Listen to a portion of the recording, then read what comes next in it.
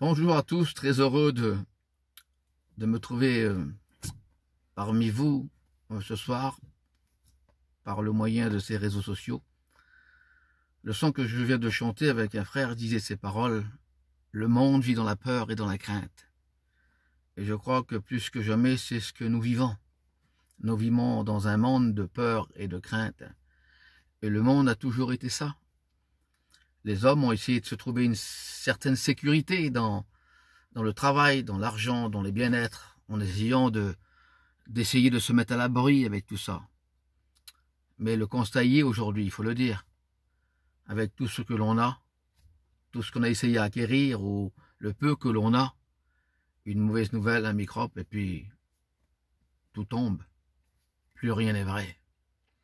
Parce que les choses du monde sont que passagères, alors que les choses de Dieu sont pour l'éternité. Je voudrais lire pour vous le livre d'Amos au chapitre 5 et verset 4 qui dit ceci: « Ainsi parle l'Éternel, cherchez-moi et vous vivrez. » Par contre, ne cherchez pas Bethel, n'allez pas à Gilgal et ne passez pas par Barsheba. Ici, il nous est parlé de 3 villes qu'il ne faut pas chercher. Pourtant, dans ces 3 villes, il s'est passé dans la parole de Dieu des bonnes choses. Bethel était tout de même le lieu où Jacob eut une vision qui bouleversa carrément sa vie. Il bâtit même une autel à Dieu et y fit une promesse importante. Gilgal était l'endroit où les Israélites campèrent après avoir traversé le Jourdain à pied sec. Et les premiers pas posés sur la terre promise, c'était aussi quelque chose d'important. Et Barsheba était le lieu où Abraham invoqua le Seigneur et où son fils Isaac creusa un puits et établit une autel.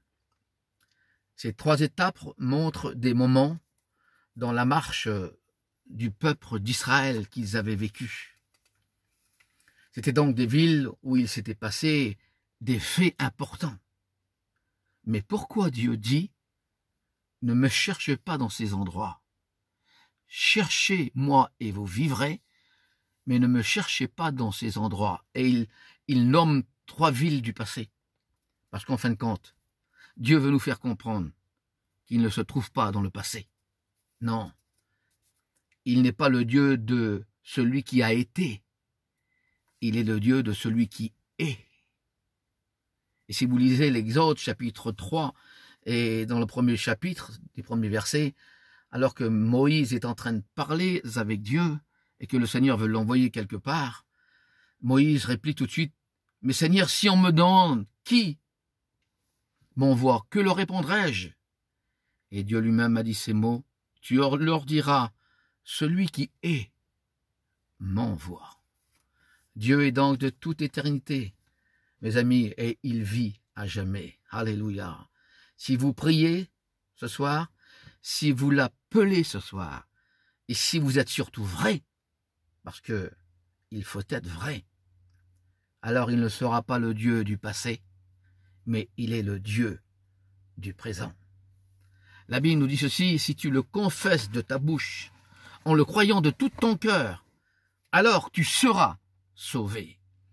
Confesser, c'est attester, affirmer qu'en fin de compte, Dieu ne change pas. Et le Dieu que je vous parle, eh bien c'est ce Dieu qui ne change pas. Et si tu l'invoques ce soir, alors c'est une certitude, il te répondra. N'a-t-il pas dit: invoque-moi au jour de la détresse, et je te répondrai. Il n'a pas dit peut-être je te répondrai, ou probablement je te répondrai, ou on verra bien ton état d'esprit, je te répondrai. Non, non. Dieu a dit je te répondrai. Alors si vous avez l'occasion ce soir de le prier, de lui dire ce que vous avez dans votre cœur, en fin de compte lui parler avec votre cœur, alors vous pouvez être sûr qu'il vous répondra, parce que ce n'est pas le Dieu seulement du passé, c'est aussi le Dieu du présent. Nous avons connu des gens dans notre famille dans le passé, des hommes qui avaient une certaine importance, une certaine prestance dans nos familles, et qu'on honorait, et Dieu sait que c'est vrai parmi notre peuple, c'est normal de le faire. Mais vous le savez comme moi, ils ont été.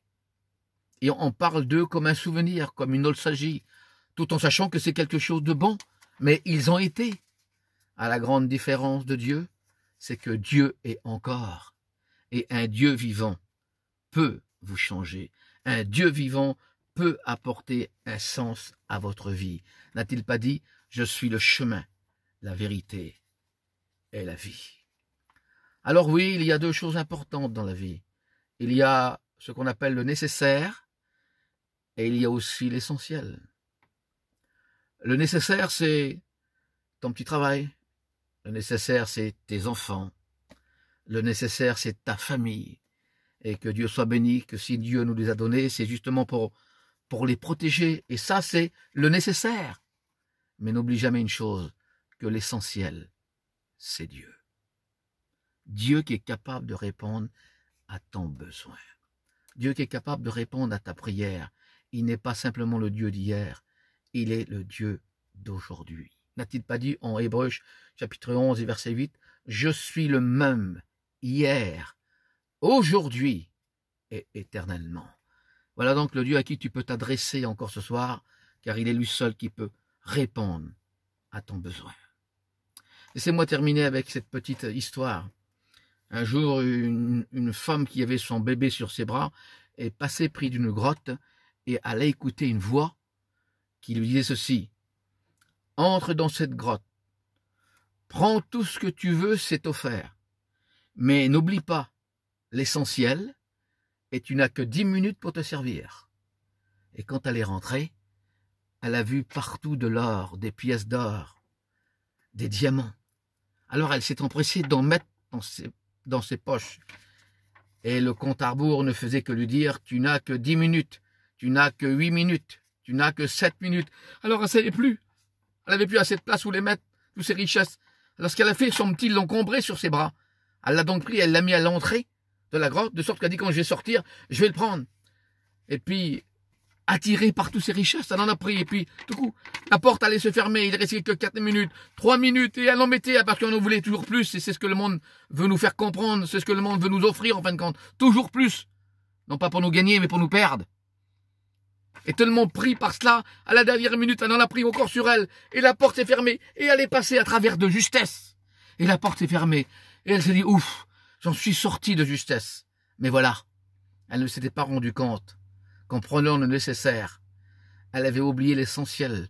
Elle avait laissé son petit bébé à l'entrée. Là, c'est une histoire d'une mère avec son petit bébé. Mais quand c'est grave, quand nous le tournons au sens de la vie aujourd'hui. Le nécessaire, ça peut être que tes affaires n'y va pas trop loin. Ça peut te perdre. L'essentiel peut te sauver. Il a un nom, il s'appelle Jésus.